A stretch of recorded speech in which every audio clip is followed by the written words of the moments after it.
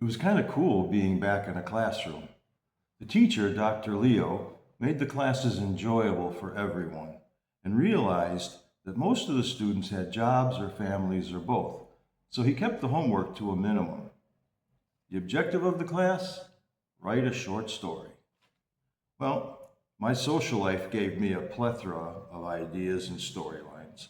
However, if someone put a gun to my head today and asked me what my story was about, I couldn't tell them anything except my lead character went to a restaurant to meet a girl. That's it.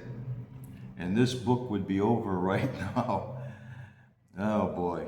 Fast forward to the end of the semester.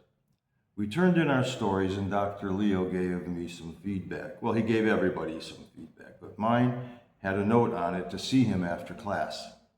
I had no idea why. As stories go, I thought mine was only mildly entertaining. He wrote in his feedback that he enjoyed it, but I didn't think he'd submit it to a short story contest like my student teacher in my senior year in high school had done. What he suggested changed my life. I had mentioned at one point during the semester that I wanted to earn an MFA in creative writing. Maybe he was going to suggest a few schools.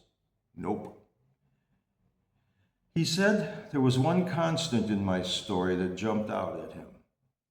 It was mostly dialogue. Then he suggested I look into MFA programs in theater, becoming a playwright. Well, that actually sounded like more fun to me because maybe I could do some acting and learn how to be a director too. This was the part that felt right. And who knew?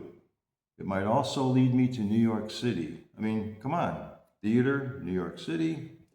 All I know is without that piece of advice from Dr. Leo, who knows where I'd be today. In the summer of 1990, I began my search. It took a long time because I had to go to the library, find the college catalogs, start paging through them to see who offered MFAs in playwriting. This was pre-internet time. It was boring as hell.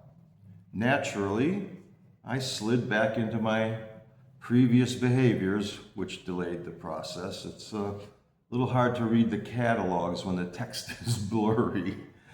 Anyway, eventually, I somehow found 6 schools that sounded good.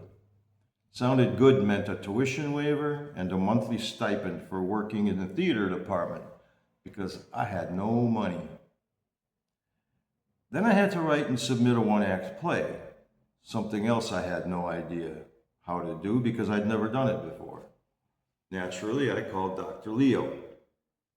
He wasn't a playwright, but he agreed to help me as best he could. I wrote a play titled Sheila.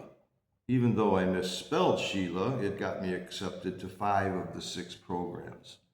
I just want to finish with one short note. One of the schools I applied to was UNLV, University of Nevada, Las Vegas, and I was accepted there.